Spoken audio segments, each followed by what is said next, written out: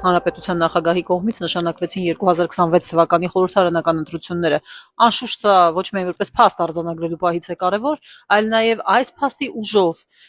սկսեց աշխատել ժամացույցը, որը վերաբերում է ընտրական process-ում կարևորագույն փոփոխությունների, որոնք 2026 թվականի ընտրությունների ժամանակ ըստ էության սկսելու են կիրառվել։ Առաջին հերթին խոսքը վերաբերում է ընտրական օրենսգրքի 19-րդ հոդվածի 6.1 մասին, որտեղ նշված է, որ այն կազմակերպությունները, որոնց անվանումները կարող են ասոցացվել կուսակցությունների անվանումների հետ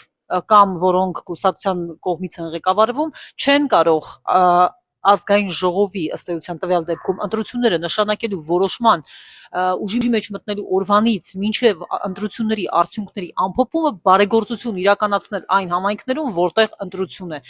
Ինչ է նշանակում ասոցացում։ Ակնհայտ է, որ նեղ մեկնաբանության առարկա սա չի կարող լինել, այսինքն չի կարող համարվել, որ միայն բառացի պետք է համընկնի կամ, չգիտեմ, նման լինի։ Ասոցիացիա բառը բավականին լայն մեկնաբանությունների տեղիք է տալիս եւ այն մարմինը, որը ըստ էության որոշում կկայացնի, հենց այդ մարմինն էլ կորոշվի։ Ասոցացվում է այս կամ այն կուսակցության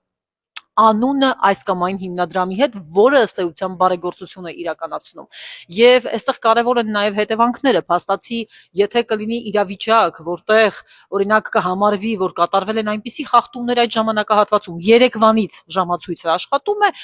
դատարանը կարող է անգամ կուսակցության գրանցումը ճանաչել ուժը կորցրած, հետևաբար այստեղ նաև դատական մեկնաբանության թեմա է սա դառնալու։ Երկրորդ փոփոխությունը, որի մասին ուզում եմ խոսել եւ որը կիրառվելու է առաջին անգամ 2026 թվականի համապետական ընտրությունների ժամանակ, դա քրեական օրենսգրքում կատարված փոփոխությունն է 221-րդ հոդվածը, որտեղ նշվում է, որ եթե տեխնացուի կուսակցության նրանց վստահված անձի անունից կամ այսինքն նրանց կողմից կամ անունից կամ որևէ այլ եղանակով կամ բարեգործության անվան տակ ապրանքներ, արժեթղթեր տրամադրվում են կամ խոստացվում են ծառայություններ,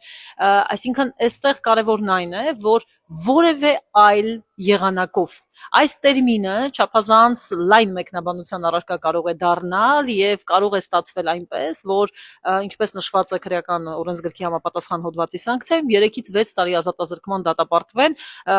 առաջին հայացքից բացարձակապես այս ամեն ինչի հետ կապ չունեցող անձինք, որոնք որևէ այլ եղանակով խոստացել են ծառայություն, ապրանք են խոստացել, չգիտեմ, էլի ինչ որ բան են տրամադրել։ Փաստացի այս եւ նախորդ նշած դրույթները սկսել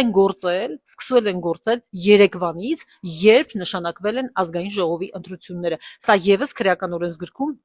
նախընտրական քարոզչության ժամանակահատվածում չի աշխատում։ Այս դրույթը վերաբերում է նորից այն պահից, երբ նշանակվել են ազգային ժողովի ընտրությունները, մինչև ազգային ժողովի ընտրվելու մասին որոշման կայացումը։ Մի մոռացեք հետևել մեզ Facebook-ում, ինչպես նաև բաժանորդագրվել մեր YouTube-յան ալիքին։